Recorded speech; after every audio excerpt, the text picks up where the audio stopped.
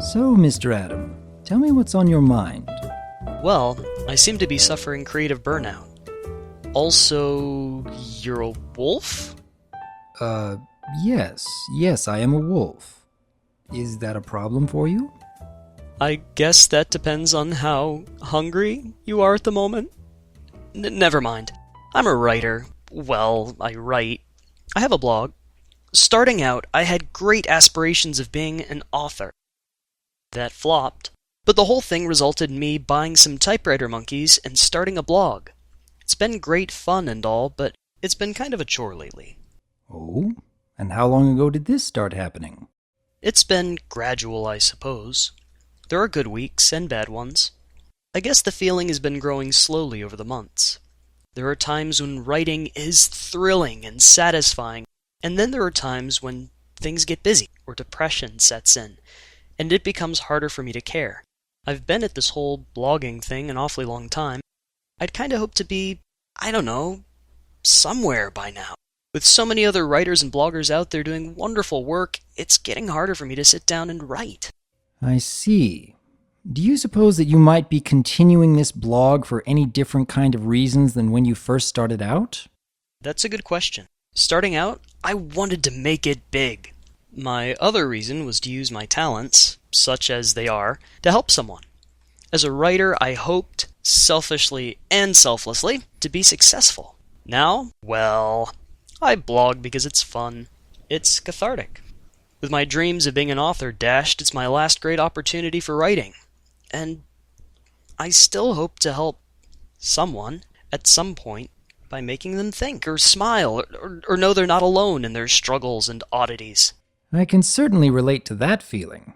I began making videos in part because I wanted to help others see things from a new perspective, and perhaps find a little inspiration from it.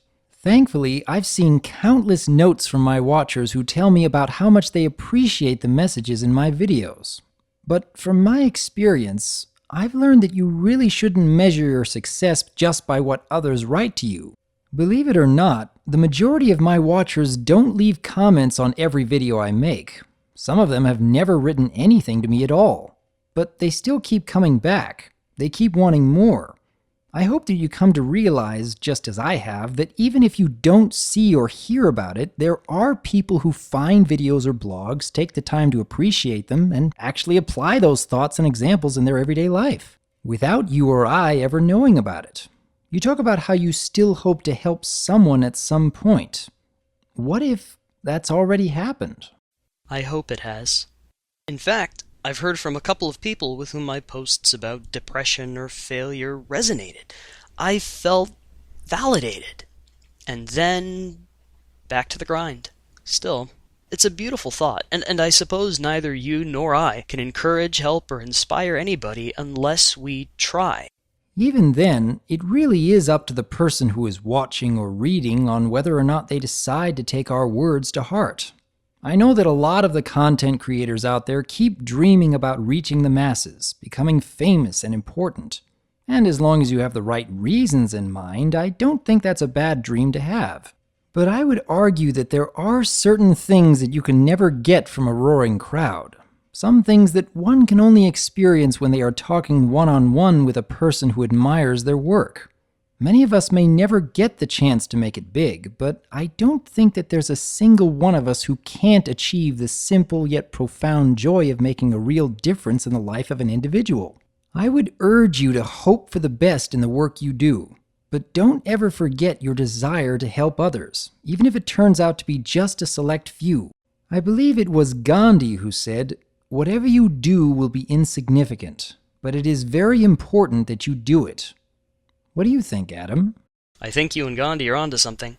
And it reminded me of a quote from Mother Teresa. Not all of us can do great things, but we can do small things with great love. I quote people all the time, but I'd forgotten that one until a moment ago.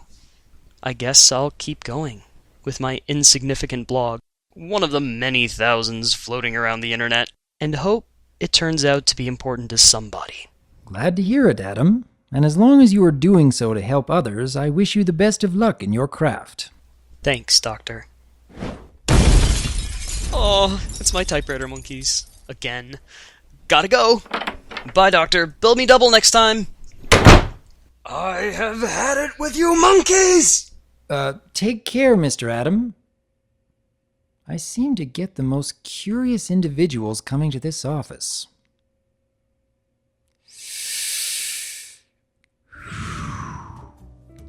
It's good to be helping.